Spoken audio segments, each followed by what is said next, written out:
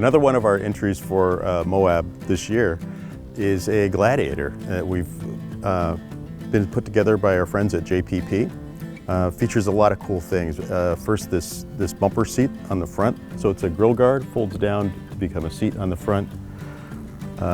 Metal bumper, Rubicon bumper with a worn winch in it. The vehicle features a lift from JPP, a 37-inch tire on a unique wheel.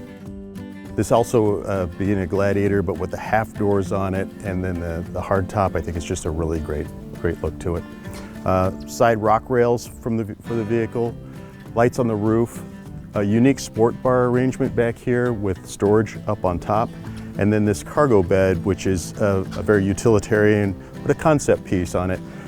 Features some great styling to it, open through the sides, Rotopax mount here, and even the tailgate has been reconstructed in this great industrial feel to it.